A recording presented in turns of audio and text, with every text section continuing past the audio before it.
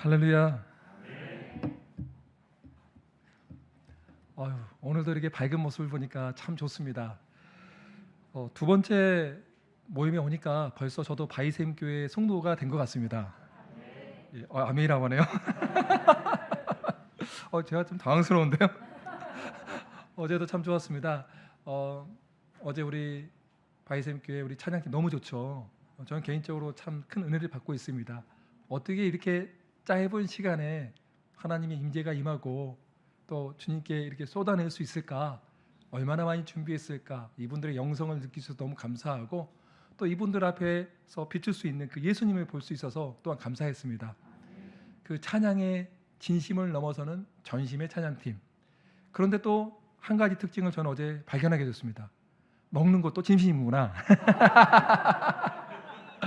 아침 식사를 하는데 얼마나 이렇게 잘 섬겨주시고 또 우리 한 귀한 형제님은 제가 청국장을 잘 비벼서 못 먹는 모습을 보며 안타까운 마음으로 어떻게 먹어야 되는지를 알려줬는데 그 방법을 몰랐으면 얼마나 억울했을 뻔했는지 모릅니다. 다시 한번 이 자리를 빌어서 감사하고 저는 그런 것들이 하나하나의 사랑이라고 믿는 사람입니다. 우리가 어디 가서 집회를 뜨겁게 드리고 마음껏 외칠 수 있지만 그것도 중요한데 일상 가운데서 작은 모습 하나하나 또 우리 청년분들의 어제 자그마한 그 섬김들 음식을 먼저 날라주고 또 밝은 미소와 함께 환대하는 모습들이 얼마나 고마운지 몰랐습니다. 정직한 청년들 저는 이 바이샘 교회가 참 기대가 됩니다. 그런 청년들이 앞으로도 이 교회를 얼마나 참 멋지게 같이 책임지고 주역이 될까 그 생각만 하면 마음이 참 벅차오릅니다. 어제 우리는 세상의 소리를 들을 것인가 아니면 하나님의 음성을 듣고 순종할 것인가에 대해서 고민해 보았습니다. 고통 가운데 우리는 어떻게 반응해야 되는가? 많은 사람들은 이렇게 결단했다고 저는 믿습니다. 그래, 우리 신앙이라는 게 하나님을 믿고 신뢰하고 따라가는 것이야. 나는 그런 생활을 할 거야. 왜? 세상의 소리는 다 순간이고 없어지지만 우리 주님의 말씀은 영원하기 때문입니다. 풀은 마르고 꽃은 시드나 우리 하나님의 말씀은 영원히 서 계십니다. 저도요 그 고통 가운데서 하나님의 말씀이 저를 이끌어 주셨습니다. 그 말씀이 오늘 우리가 함께 봉독하였던 누가복음 6장 36절의 말씀이었어요. 너희 아버지가 자비로우신 같이 너희도 자비로운 자가 되어라. 저는요 제 감정적으로는 하나님 말씀을 받아들이기가 굉장히 힘들었습니다. 그렇지 않나요? 아버지 돌아가시고 저희 어머니는 2년 동안이나 지팡이를 짚고 허리를 피지 못하고 제 하나밖에 없는 동생은 죽었습니다. 그런데 어떻게 내가 내 삶 가운데서 우리 하나님이 자비하시고 긍휼하시다고 선포할 수 있겠습니까? 감정적으로는 솔직히 말해서 안 돼요. 내 마음은 슬프거든요. 이해도 안 돼요. 그러나 여러분 신앙이라는 것은 내가 때로는 이해하지 못한 또한 감당하지 못할 것만 같은 그런 상황에서도 주님을 믿고 따라가는 것이 신앙입니다. 하나님 말씀이 그러하다라고 선포가 되어지면 나는 이해가 안 되고 감정적으로 준비가 되어 있지 않지만 그럼에도 불구하고 아멘입니다라고 순종할 때 내 마음과 감정이 바뀌어 버립니다.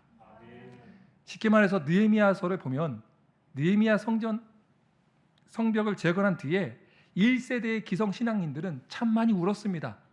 우리의 죄의 싹이 이렇게 무거웠단 말인가? 하지만 하나님께서 이렇게 은혜를 베풀어 주셔서 성벽이 재건되었구나라는 여러 가지 회한이 있으면서 울었어요. 다음 세대는 그것을 알지 못하기 때문에 그냥 성벽이 재건된 모습을 보고 기뻐했어요. 그런데 하나님께서 느헤미야를 통해서 이렇게 말을 해요. 너희들 지금은 거룩한 성일이야. 즐거워해. 이게 말이 됩니까? 내 마음은 너무나 여러 가지로 복합적으로 힘든데 하나님이 오늘은 거룩한 날이니 즐거워하라. 그래서 이스라엘 백성들이 어떻게 했느냐면은 순종했어요.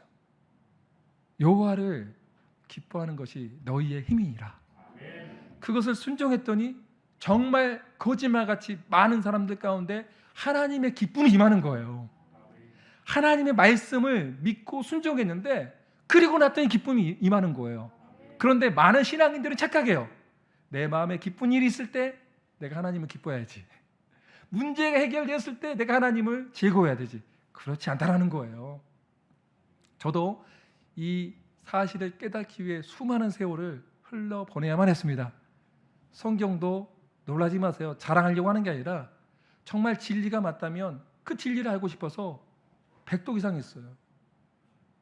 이게 진리라면 세상의 말이 다 한 번에 왔다가 흘러가는 잠시 동안의 위로라면 영원한 위로가 되는 이 말씀은 나한테 뭐라고 하는가? 하나님 내 눈을 열어주시고 귀를 열어주셔서 정말 하나님이 긍휼하시고 자비하신지를 깨닫게 해주십시오라고 얼마나 많은 세월 눈물 흘리며 말씀을 가까이 했는지 모릅니다. 그런데 우리 주님은 참 신실하신 하나님이십니다. 불쌍한 저에게 눈을 열어주시고 귀를 열어주셔서 하나님을 음성을 듣고 영광스러운 하나님의 임재를 볼 수 있는 눈을 열어주셨기 때문입니다. 자비란 무엇일까요? 자비라는 것은 성경 영어 사전에 보니까 불쌍함을 느끼고 함께 하는 것입니다. 정말 우리 하나님이 우리 모든 사람들이 관계 문제, 재정 문제, 건강 문제, 교육과 진로 문제 때문에 힘들어하고 있는데 정말 나를 버린 것 같은데 나는 버림받은 것 같은데 하나님이 정말 우리를 불쌍히 여기고 있을까요? 저는 성경을 읽다가 이사야서 49장 13절로 16절의 말씀을 보고 정말 하나님의 마음을 느껴서 많이 울었습니다. 하늘이여 노래하라, 땅이여 기뻐하라, 산들이여 즐거이 노래하라. 여호와께서 그의 백성을 위로하셨은즉 그의 고난당한 자를 긍휼히 여기실 것임이라. 오직 시온이 이르기를 여호와께서 나를 버리시며 주께서 나를 잊으셨다 하였거니와 여인이 어찌 그 젖먹는 자식을 잊겠으며 자기 태에서 난 아들을 긍휼히 여기지 않겠느냐. 그들은 혹시 잊을지라도 나는 너를 잊지 아니할 것이라. 내가 너를 내 손바닥에 새겼고 너의 성벽이 항상 내 앞에 있나니. 하나님은요 한 번도 우리를 잊어버린 적이 없습니다. 우리가 잊어버린 거예요. 왜 우리가 잊어버렸을까요? 하나님이 아닌 다른 우상이 내 마음 가운데 있었기 때문입니다. 없으면 죽을 것 같은 것이 하나님이 아니라 다른 무엇이 있는 사람은 하나님의 음성을 들을 수가 없어요. 한 가지 제 예를 들어보자면 이거는 좀 비유가 좀 적절할지 모르겠는데 갑자기 생각나서 이야기하고 싶어요. 하나님의 음성을 듣기 싫을 때가 언제냐? 내가 원하는 것이 아닌 다른 것이 들렸을 때는 하나님이 뜻이 아니야라고 사람들은 그렇게 속단해버립니다. 제가 이렇게 지금 멋진 컴퓨터가 있잖아요. 이 컴퓨터가 없을 때가 있었어요. 하나님, 저도 맨날 저희 사무실도 제대로 없는데 다른 교회 가서 이런 프린트물 얻어 쓰는 것도 좀 그렇고 설교할 때마다 좀 이 종이가 항상 또 변질되거나 선풍기가 불면 날아가 버리잖아요. 저도 이런 태블릿 하나 있으면 좋겠습니다. 기도했는데 기도 응답이 된 거예요. 어떤 청년이 자기는 필요가 없다고 저는 아무 말도 하지 않았는데 강의한 시간에 들고 오는 거예요. 가지시라고. 제가 물어봤죠. 제가 정말 가져도 되나요? 그랬더니 하나님의 마음이래요. 기도 응답이었고 너무 행복했죠. 야, 우리 하나님 살아계시구나라고 너무 좋아했어요. 그런데 며칠 지나고 나서 한 선교사님이 저희 가정을 방문합니다. 저희 선교회는 우리 선교사님들을 후원하고 협력하는데 저희 나름대로는 최선을 다합니다. 그래서 제가 이 받았던 돈들, 강사비들을 대부분은 우리 선교사님들을 접대하는 탔습니다. 싼 건 절대 안 먹여요 저는. 왜냐하면 이분들이 항상 좋은 것을 먹어볼 기회가 별로 없기 때문에 가급적 가장 좋은 걸로 대접해 드립니다. 어느 날 고깃값을 쟀더니 고깃값이 한 20만 원 넘게 나오더라고요. 와, 강사비 받은 게 거의 다 끝났다. 하지만 그래도 기쁘다. 주의 정을 섬길 수 있어서 이러고 있는데 태블릿 PC를 가지고 저희 아들과 딸이 이걸 보고 막 게임을 하고 있는 거예요. 야, 여기에 게임도 있는 거 처음 알았어요. 얘들은 어떻게 그렇게 기가 막히게 잘하는지 나도 모르는 게임을 하고 있는 거예요. 아들 딸아 그거 뭐야? 내가 그거 깔지 말했지 했더니 깐 게 아니에요. 정직하게 말하면 있는 거예요. 아, 그러니? 알았다. 이러고 있는데 그 게임을 하고 있는 모습을 옆에 계신 선교사님 따님이 또 보고 있는 거예요. 근데 너무 갖고 싶은 거예요. 왜냐하면 게임을 하고 싶어서가 아니라 선교지에서 공부하고 싶은데 여기 있으면 모든 것을 다 저장할 수 있잖아요. 그런데 제가 어떤 마음이 들었냐면 딸아, 다른 건 다 줘도 그거는 쳐다보면 안 된다. 그런 순간에 차에서 하나님의 음성이 들렸어요. 현호야, 너도 거저 받았으니 그냥 줘라. 제가 어땠을까요? 요나처럼 눈과 귀와 마음을 닫아버렸어요. 이건 아니야, 이건 아니야, 이건 아니야. 그런데 두 번째 음성이 또 들렸어요. 현호야, 그것을 나의 종들에게 주면 안 되겠니? 이건 진짜 안 되겠다. 위험한 상황이구나. 나사렛 예수 그리스도 이름으로 가노니 귀신아 떠나가라. 주님이 얼마나 당황했겠어요. 나 귀신 아니고 너 왜 주인이야? 눈도 맞고 귀도 맞고 마음도 맞고. 그 다음부터는 하나님 음성을 안 들어요. 왜요? 이 PC가 제 우상이니까요. 세 번째 음성이 들렸습니다. 저는 그걸 굉장히 심각하게 여겼습니다. 왜? 하나님이 2번 이상 말한 것은 굉장히 중요한 거거든요. 그 인격적으로 말씀하신 주님의 음성을 듣지 않으면 제가 어떻게 될지 저는 알고 있기 때문에 이건 좀 눈물을 머금고라도 줘야겠다. 그러면서 자, 이거 하나님이 너 주라는데 받아 했더니 제가 생각했던 결과와 다른 모습이 일어나는 거예요. 그 엄마가 너무 좋아한 거예요. 이거 내 거야 그러신 거예요. 그 어머님은 교육 선교사님이시거든요. 이게 누구보다 필요한 분이셨어요. 저를 위해서 기도를 많이 해주시는 또 선교사님 가정이시거든요. 그래서 제가 좀 당황했죠. 어떻게 이 문제를 풀어야 될까? 그래서 딸아, 이거는 엄마 건데 너가 한 번씩 또 쓰면 좋겠다 했더니 고맙대요. 그럴 때 제 마음을 예표하는 두 사람이 있었습니다. 누굴까요? 그렇죠. 제 아들과 딸은 제 슬픈 모습을 하고 있었어요. 저걸 왜 주지? 우리의 게임은, 우리의 PC는. 그리고 집에 왔습니다. 그리고 어느 날 지역교회에 부흥회에 갔는데 부흥회를 하다가 또 이 선풍기 바람이 너무 세게 부는 바람에 제 종이가 다 날아가 버린 거예요. 너무 당황해서 춥다가 설교를 어디를 해야 되는지 놓쳐버린 거예요. 이러고 있다가 이제 하나님 어떻게 하면 좋습니까? 라고 하면서 이제 기도하고 다시 하나님 말씀 전했는데 그 모습을 유심히 봤던 한 권사님이 뒤에서 서 계시더니 담임 목사님과 함께 봉투를 하나 주는 거예요. 이거 뭡니까? 했더니 선교사님, 태블릿 PC 살 돈입니다. 이거 다른 사람한테 절대 줘도 안 되고 선교사님을 위해서 쓰고 선교사님이 또 다른 새 것이 생기기 전까지는 선교사님만 쓰세요. 그리고 기존에 있던 제 태블릿보다 더 좋은 100만 원짜리 선물 받은 거예요. 그걸 가지고 와서 집에서 얼마나 제가 어깨뽕이 올라갔겠습니까? 얘들아, 아버지 왔다. 앉아봐라. 아빠 뭐예요? 했더니 잡아라. 우리 하나님이 이런 분이야. 왜 제가 이런 이야기를 한지 아시겠죠? 우상을 내려놓으면 하나님은 더 좋은 것들을 항상 예비하고 계신 하나님이에요. 여러분들을 힘들게 하는 그런 하나님이 아니에요. 그 순간에 힘들지만 사실 하나님은 여러분을 고와 같이 버리지 않고 여러분을 한 번도 잊어버린 적이 없는 그런 하나님인데 우리는 너무나 완악해서 자기 입장에서만 생각하다 보니 하나님을 원망하고 저주해요. 왜? 내 문제를 해결해 주지 않냐 이거예요. 주님은 그러지 않아요. 주님은 천지를 창조하신 분이에요. 그런 분이 여러분의 이 자그마한 먼지마도 못한 우리들의 소원을 안 들어주겠습니까? 그 능력이 없겠습니까? 능력 있어요. 근데 왜 안 들어줘요? 여러분 안 뺏기려고. 우상한테 안 뺏기려고. 여러분이 너무나 소중하기 때문에 그 기도에 응답하지 않는 거예요. 아이가 사탕을 달라고 해서 계속 사탕을 주면 어떻게 됩니까? 이빨 다 썩어버리잖아요. 너무 사랑하니까 안 주는 거잖아요. 때가 되면 이해하잖아요.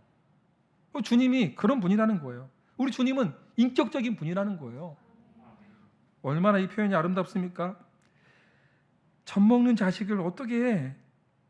여인이 어찌 그 젖 먹는 자식을 잊겠으며 자기 태이선한 아들을 긍휼히 여기지 않겠느냐. 야, 어미의 마음, 너희들이 어미의 마음을 알아? 우리 주님이 이러신다는 거예요. 이것을 아는 사람 이사야 선지자는 알았죠. 그러니까 이 원리를 아는 이사야 선지자는 오늘 이사야 49장 13절에 뭐라고 선포해버리냐면 하늘이여 노래하라, 땅이여 기뻐하라, 산들이여 즐거이 노래하라. 하나님이 나를 기억하고 계신다. 하나님이 나를 불쌍히 여기고 계신다. 얼마나 그 진리를 알고 기뻐했으면 하늘이여 외쳐라, 산들이여 노래하라. 이 기분 여러분 아십니까? 저는 이것에 대해서는 또 내일과 내일 모레 나눌 거예요. 구체적으로 이 말씀이 어떻게 실제가 되었는지를 여러분들 나누고 싶어요. 여러분, 그러나 불쌍함을 느낀 것은 자비가 아닙니다. 불쌍함을 느낀 것을 넘어서서 함께 하는 것이 자비입니다. 성경을 읽다 보니 우리 주님께서는 수많은 구절들을 제게 함께 하신다는 구절을 보여주셨는데, 시간상 오늘 딱 두 가지만 말씀을 드리면, 마태복음 1장 23절에 처녀가 잉태하여 아들을 낳을 것이요 그의 이름은 임마누엘이라. 이를 번역한즉 하나님이 우리와 함께 계시다. 그분이 우리를 얼마나 사랑하시면 그분의 이름이 임마누엘일까요? 우리와 함께 하시는 하나님. 요한복음 1장 14절은 말씀이 육신이 되어 우리 가운데 거하시매 하늘의 모든 영광을 버리시고 이 땅 가운데 내려오셨어요. 그런데 가장 비천한 곳에 내려오셨어요. 우리 주님은요, 얼마나 인격적이시냐면 저와 같이 위에서 아래를 내려다 보시는 하나님이 아니셨어요. 비천한 여인의 몸에서 성령으로 잉태하시고 태어난 곳이 마구간인데, 그 이유가 뭐냐?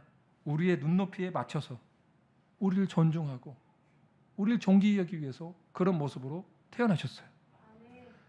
그런 주님이 태어나서 2년 동안이 가장 중요합니다. 교육학적으로 아이 정서 발달에 2년이 가장 중요한데, 우리 예수님의 2년은 어땠을까요? 피난민이었어요. 정서적으로 가장 불안한 피난민으로 계셨던 예수님은 그 다음 나사렛 빈민촌에서 평범한 몫으로 또한 30년 동안 사셨습니다. 왜 그러셨을까요? 우리의 문제를 바로 짠하고 해결할 수 있는데, 예수님은 우리를 너무 사랑하기 때문에 나도 너의 마음을 알아. 인생이 고통이란 것도 알아. 얼마나 힘드니 나의 아들 딸들아. 내가 너의 눈물을 반드시 닦아줄 거야. 그런데 우리는 어떠죠? 내 문제를 왜 해결해 주지 않습니까? 내 관계 문제는요, 우리 집 돈 문제는요, 나의 진로 문제는요, 내가 생각했던 메시아의 모습이 아니니까 우리들은 예수님을 십자가에 못 박아버렸습니다. 다른 사람이 아니에요. 내가 그 예수님을 십자가에 못 박아버린 거예요. 왜? 내 문제를 해결해 주지 않으니까. 도깨비 방망이 같은 하나님이 아니었으니까. 알라딘의 램프 같은 하나님이 아니니까 그 하나님을 죽여라 죽여라 죽여라 하면서 분노하면서 십자가에 죽일 때 우리 예수님은 어떻게 반응하셨어요? 주님, 저들이 무슨 짓을 하는지 알지 못합니다. 용서해 주십시오라고. 이 기가 막힌 사랑을 우리가 어떻게 다 이해할 수 있을까요? 그리고 죽으신 뒤에 성경의 약속대로 3일 만에 부활하셔서 또 우리들이 예수님을 안 믿을까 봐 500명의 제자들에게 다 일일이 보여주시고 역사적 증거까지 다 남겨놓으셨어요. 그리고 이제 안심이 되니 하늘보좌 우편에 올라가셨죠. 하늘보좌 우편에서 지금 우리 예수님 뭐하고 계세요? 여러분들 위해서 중보하고 계세요. 주야로 기도하고 계세요. 한 영혼도 멸망의 자식으로 만들지 않기 위해서 기도하고 있다는 말이에요. 그리고 또 올라가신 이유가 있어요. 왜 올라가셨어요? 또 다른 보혜사, 성령 하나님을 이 땅 가운데 보내시기 위해서 올라가신 거예요. 그분은 진리 영이시잖아요. 우리 마음 가운데 어떻게 역사하시냐면, 성령 하나님은 영어 성경에 보니까 카운셀러라고 나왔어요. 우리의 상담가가 되어주신다고.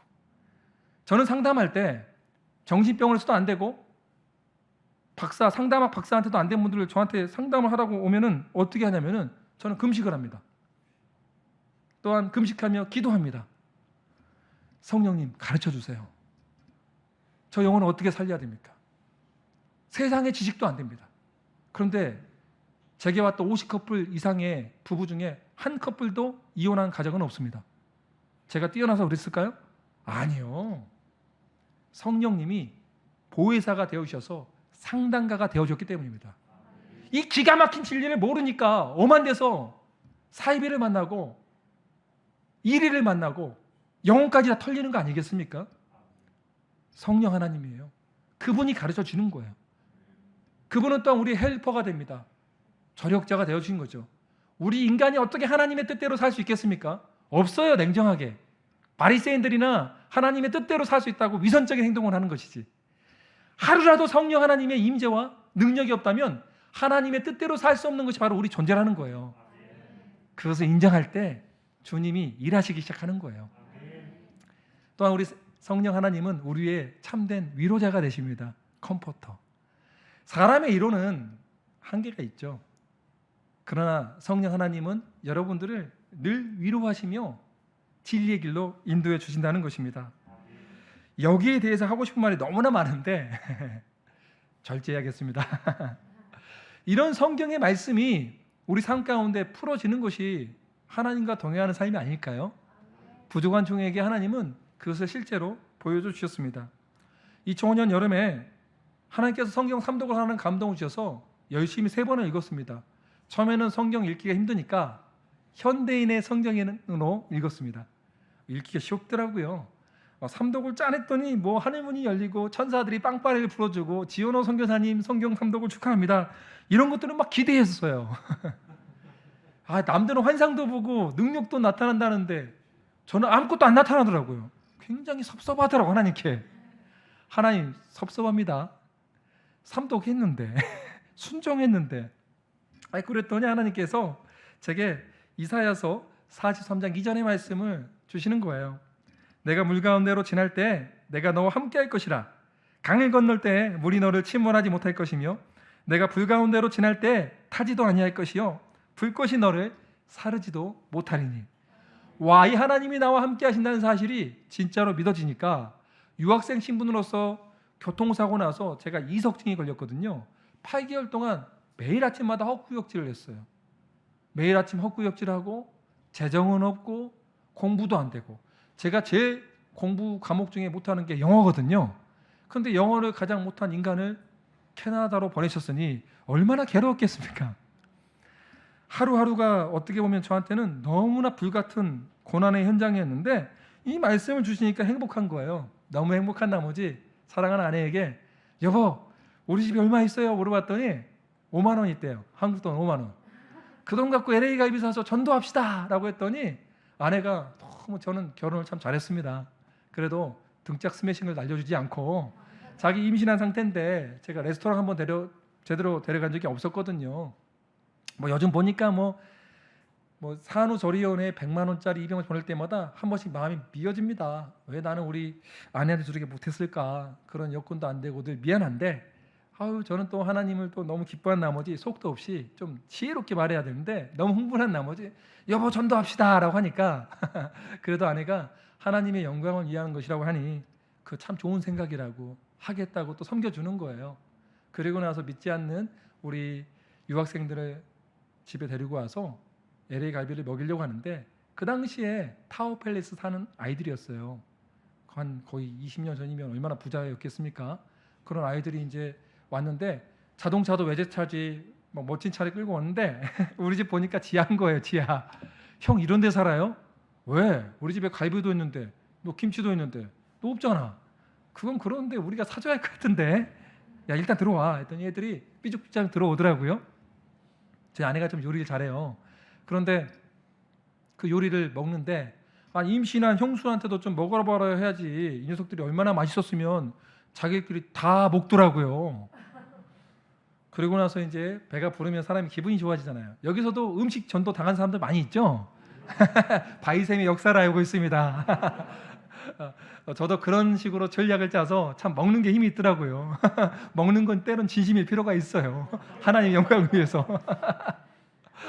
그래서 잘 먹고 나서 제가 만난 하나님을 전했고요. 저도 모르겠는데 성령님의 탄식이 느껴졌어요. 왜 그런지 모르겠는데 참 많이 울면서 저희에 있는 유학생들을 사랑하는 마음이 막 부어지더라고요. 너무 안타까워서 펑펑 울면서 기도했는데 눈을 떴는데요. 그 중에 절반의 우리 청년들이 예수님을 영접했습니다. 근데 절반은 영접하지 않았어요. 그 중에 한 친구는 저랑 제일 가까운 동생이었는데 형님 하나님도 저를 용서하지 못할 겁니다. 왜? 자기는 너무나 큰 죄를 졌대요. 그러면서 울면서 떠나가는 모습을 보니 제가 너무나 아픈 거예요. 지나친 자기 집착, 자기 연민. 피 흘림이 없으면 죄사함이 없어. 마음속으로 간음한 자나 직접 하는 자나 하나님 앞에 영원한 심판자 앞에서는 전부 다 멸망의 자식들이야. 그러니까 회개해야 돼. 돌아와야 돼. 그래서 예수님의 피밖에 없는 거야. 그런데도 거부하고 가더라고요. 그래서 한 지하 골방에서 카페트가 있는데 캐나다 집들은 보통 카페트거든요. 거기에 무릎 꿇고 기도하는데 선교사로도 처음으로 한 영혼을 사랑하는 마음이 얼마나 큰지를 느낄 수 있었습니다. 아버지를 잃었을 때보다, 어머니의 고통을 봤을 때보다, 동생을 잃었을 때보다 더 큰 아픔이었습니다. 저희 어머님이 쓰러졌던 것처럼, 기절했던 것처럼 저도 그 자리에 기도할 때 쓰러졌습니다. 그리고 잠시 뒤에 대성통곡을 하게 되었고, 좀 과장하면 카페트가 젖을 정도로 울었습니다. 이건 좀 과장했어요. 카페트가 젖을 정도로 참 많이 울면서 기도했습니다.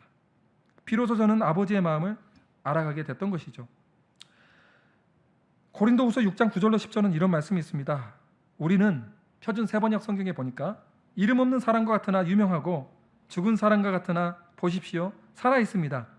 징벌을 받는 사람과 같으나 죽임을 당하는 데까지는 이르지 않고 근심하는 사람과 같으나 항상 기뻐하고 가난한 사람과 같으나 많은 사람을 부유하게 하고 아무것도 가지지 않는 사람과 같으나 모든 것을 가진 사람입니다. 지금 돈은 5만 원 있지만 세상적으로 봤을 때 10억대 이상의 부자들을 전도할 수 있었습니다. 돈이 많다고 전도하는 것 아닙니다. 우리 마음 가운데 하나님의 마음이 있는 사람이 전도할 수 있는 것입니다. 긍휼의 마음이 있는 사람이, 성령의 이끌림을 받는 사람이 전도할 수 있는 것입니다. 보십시오. 우리는 잠시 근심도 할 수 있습니다. 예수 믿는 사람이 항상 근심이 없다면 정신과에 가야 됩니다. 근심할 수 있죠. 이 땅이 다 고통뿐인데. 안 그래요? 죄책감 갖지 마세요. 근심할 수 있어요. 돈 때문에 잠시 염려할 수 있어요. 그러나 잠시만 염려하세요. 하나님이 나와 함께 하신다. 나의 모든 필요를 공급하여 주시고 이 땅 가운데 살림을 주신 분도 하나님이시다. 나는 그분이 함께 하심으로 지금의 이 고난도 잠시일 뿐이야. 불 가운데 지날 때에도, 물 가운데 지날 때에도 하나님이 홍해를 갈라버리시고, 이 불 가운데서도 다니엘의 세 친구가 셋이 아니라 넷이었던 것처럼, 풀무불 가운데서 살아났던 것처럼, 그래 나도 혼자가 아니라 둘이야. 하나님과 함께하기 때문이야. 그래 세상이 보기에 나는 가난한 사람 같지만 많은 사람을 부유하게 하는 모든 것을 가진 사람이야. 하나님의 말씀이 있는 사람이야. 이 사건이 있는 뒤에 우리 주님이 얼마나 인격적이신지 모릅니다. 한 달 뒤에 저희 이모부가 저희 밴쿠버에 방문합니다. 대기업 임원이셨는데요, 저희를 보면서 참 긍휼의 마음으로 너희들 이런 데 사니? 조카야 뭐 먹고 싶어? 저희들이 LA 갈비를 먹고 싶다고 했죠. 아니야 내가 너무 좋은 거 사줄게. 스테이크 먹으러 가자. 스테이크 뭐 먹어본 적 있어야지 좋은 거를. 아니 LA 갈비 사주다니까요. 그래 이 촌 넘으면서 데리고 가서 밴쿠버에서 가장 비싼 한정식 집에 데리고 왔어요. 거기에 있는 랍스터 큰 대게 그리고 LA 갈비 세트를 시켜주는데 제가 이렇게 여쭤봤어요. 이모부 너무 많습니다 했더니 이모부가 너무 쿨하게 남으면 싸가. 저도 그런 이모부가 되고 싶더라고요. 남으면 싸가. 너무 멋있는 거예요. 어제 우리 찬양했던 목사님이 아침밥 계산하러 가는데 뒷모습이 후광이 나더라고요. 나도 좀 언제 한번 저렇게 쿨하게 쏘고 싶은데. 그런데요, 그걸 먹고 이제 거의 끝날 때쯤 또 이모부가 저를 화장실로 불러요. 조카야 한 달 월세가 얼마니? $500입니다 이모부. 했더니 $500를 또 세서 주는 거예요. 그리고 이모부 차를 타고 집에 돌아오는 길에 하나님 너무 감사합니다라고 기도하는데 주님이 그러신 거예요. 내 자식이 못 먹고 어떻게 헌신한 것을 내가 다 보았다. 너희들의 마음을 내가 안다. 내 자식이 굶는 것을 어떤 아버지가 볼 수 있겠니? 이거 내가 너한테 준 거야. 그 마음이 느껴지니까 참 많이 울었습니다. 내가 열심히 뭔가 잘해서 돈을 받은 게 아니고 내가 섬겼기 때문에 은혜를 받은 게 아니에요. 나는 하나님이 좋았을 뿐이에요. 하나님이 함께하는 사실이 너무 행복했던 거예요. 그게 좋았을 뿐인데, 그게 좋아서 그냥 섬겼을 뿐인데, 뭔가 대가를 바라지 않고 주님이 좋아서 섬겼던 것 뿐인데, 주님은 더 큰 사랑으로 우리를 사랑해 주시더라고요. 여러분 착각하지 마세요.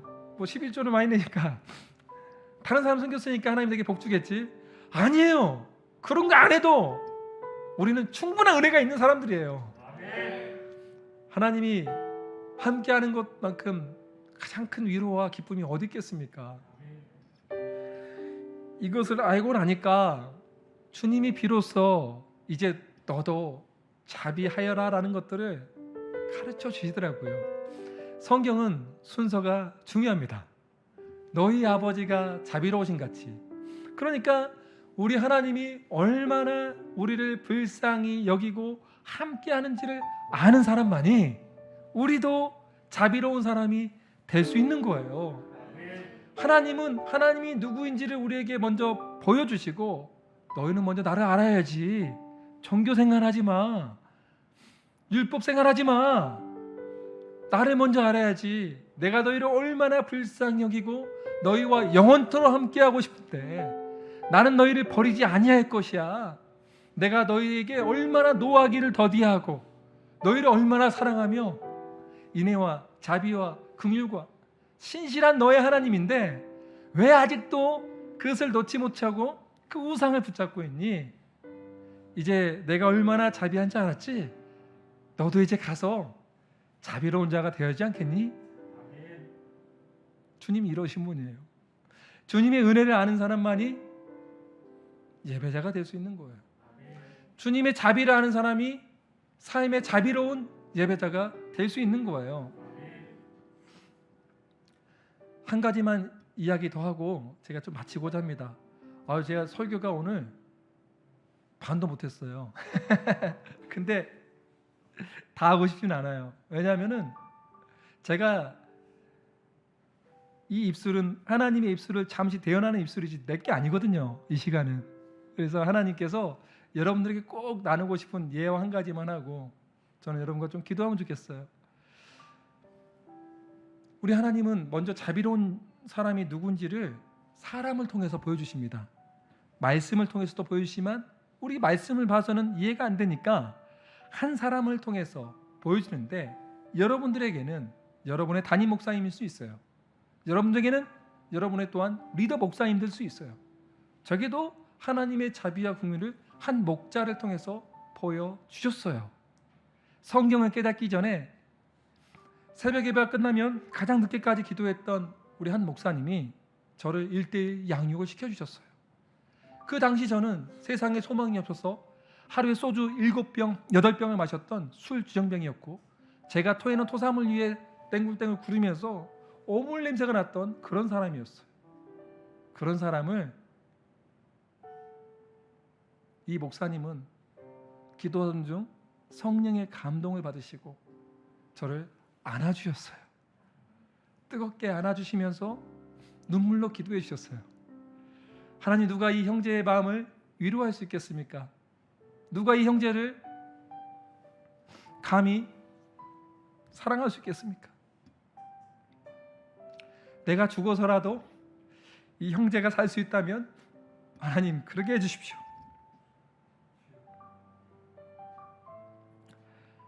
우리 사람은 영적인 존재이기 때문에 압니다. 이 사람의 마음이 진심인지 아닌지.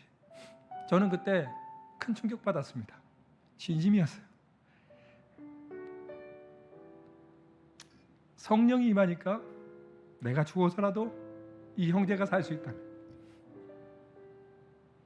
그 큰 자비를 맛보고 제 살인 충동은 없어졌어요. 사랑이, 자비가 분노를 죽이더라고요. 살인 충동을 없애버리더라고요. 그리고 20년이 지났습니다. 하나님이 제 사무실을 알코올 중독자 185명이 있는 정신병원에 8개월 동안 허락해 주셨습니다. 처음에 일을 못했는데 이 사람들이 얼마나 완악하고 얼마나 힘든지 모르겠더라고요. 술 취해서 1층에 들어와서 목사님 외칠 때마다 가장 비싼 커피를 갈아주면서 전도하기 위해서 자꾸 했는데 안 통하더라고요. 그런데 제가 이분들을 손을 잡아주면 이분들이 놀랍니다. 손에 오물 냄새가 나거든요. 자기가 토해놓은. 아무도 자기들을 손을 잡아주지 않거든요. 악수를 하자고 하면은 너무 놀랍니다. 저는 캐나다에서 왔기 때문에 악수를 넘어서서 안아줬습니다. 참 많이 울더라고요. 안아주고 그분들의 이야기를 들어줬는데 저 같았어도 알코올 중독자가 되었겠더라고요. 무슨 이런 인생들이 있나. 그분들의 이야기를 들어주고 안아줬습니다. 그리고 그곳에 저는 예배를 만들어서 원장 의사 선생님을 아침 6시마다 1:1 양육을 8개월 시키고 직원 예배를 만들고 8개월 내내 환호 예배를 만들었더니 8개월 뒤에는 그분들 중에 한 분이 대표 기도를 합니다. 제가 아니 방석을 다 깔아놓고 예배 준비를 해놓습니다. 그러다 어느 날 집에 와서 소파에 누워있는데 샤워를 해도 몸에서 막 썩은 냄새가 올라오는 거예요. 그 냄새를 맡으면서 또 하나님께 참 많이 울었습니다. 주님 참 감사합니다. 이 냄새가 20년 전에 제 냄새였습니다. 제 냄새였습니다. 하나님의 긍휼과 자비를 제가 어떻게 다 설명할 수 있겠습니까? 어찌 저 같은 사람을 건져내 준 것도 감사한데 이해할 수 없는 신비인데 어떻게 저런 사람들 국가에서도 버림받고 사회에서도 버림받고 가정에서 버린 사람들을 안아줄 수 있는 존재로 표현시켜 주셨습니까? 주님이 하셨습니다. 저는 그분들을 통해서 예수 그리스도의 아름다움을 볼 수 있었습니다. 저는 안아주고 그분들을 위해서 잠시나마 죽어줄 수는 있겠죠. 그런 고백을 할 수 있겠죠. 그러나 우리 예수님은 우리를 위해서 실제로 죽으셨습니다. 그분이 자비로우신 예수님이 우리의 구원자이십니다. 그분이 모든 것이 아니라면 도대체 우리에게 무엇이 모든 것이 되어야 될까요? 이 시간 이 찬양을 통해서 한번 가사를 음미하며 찬양하면 좋겠는데요. 주님만이 모든 것. 가사의 내용을 모르는 사람들은 어떻게 이걸 부를 수 있겠습니까? 이 찬양 부를 때 여러분 마음 가운데 우리 어제 회개 참 많이 했잖아요. 그 빈 마음 가운데 나를 위해 죽으셨던 분, 나를 안아주시고 기다려주시고 오래 참으시고 끝까지 포기하지 않는 이 아름다우신 예수님을 같이 이 시간 찬양 올려드리겠습니다.